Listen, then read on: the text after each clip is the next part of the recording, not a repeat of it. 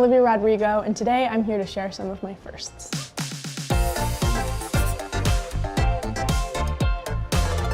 The first song I wrote for Sour was Happier. I wrote it in between takes of like a dance number that I was doing on this show, and it was like this super happy dance number, and I was like in the corner like, I hope you're happy.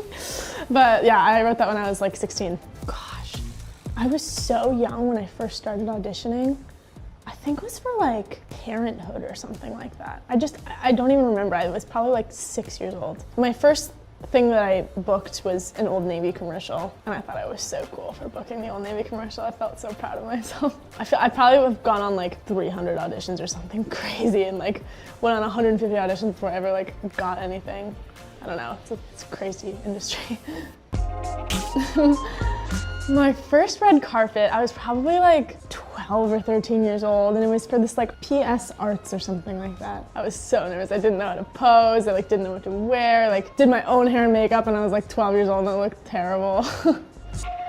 I think sometimes it gets a little daunting to think that your job description is just like digging up stuff that makes you feel pain and like giving it to people to criticize. Sometimes I'm definitely scared of that, but I wouldn't have it any other way, and I think that's the beauty of songwriting. They did an SNL sketch about driver's license. Wait, what am I listening to? Driver's License by Olivia Rodrigo, man. It was on my 18th birthday, and they did this entire sketch about the song, and I just remember like sitting in my living room and being like, what is going on? That's so crazy, this can't be real. The first time, oh my gosh, my whole life is embarrassing. That everything's gonna work out, and I tell her to take more pictures. I don't know, I just feel like I don't have a lot of pictures of my youth to look back on. I was really good about writing in my diaries though, and I kept all of them. They're all in my like childhood room. I'd write like every day, just like little minutia of what I was doing as like a third grader, so I have those to look back on, but I don't really have too many pictures. When I wake up, the first thing I do, admittedly, is check my phone. I'll check my text messages, and if I'm being bad, I'll check Instagram and sometimes scroll on TikTok, but that can sort of be a long ordeal, so I try not to. I remember when Driver's License came out, the first time someone recognized me from that song was in this like soda bar. I was like in Utah, and they have like soda bars where you just like go and like get like craft sodas. And one of the people that was giving me my soda recognized me and said that they really liked my song, and I was like, what? That's so crazy.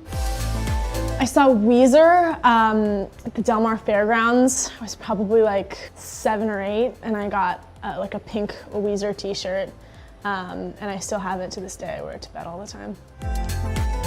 It was so cool when I met Michelle Obama. I was like so starstruck, and she's so like tall and beautiful, and yeah, I'll remember that moment for the rest of my life.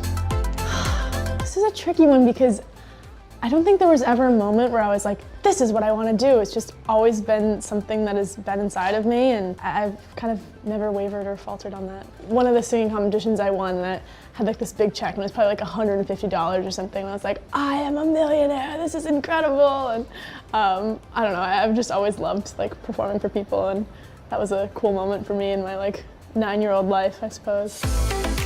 My first time on stage, in the lobby of this like casino, and they were having like a fundraiser or something, so it was like this fancy dinner, and I was 5 years old in like a little black JCPenney dress, singing songs on my microphone as people like walked in, and they were like, oh, so cute.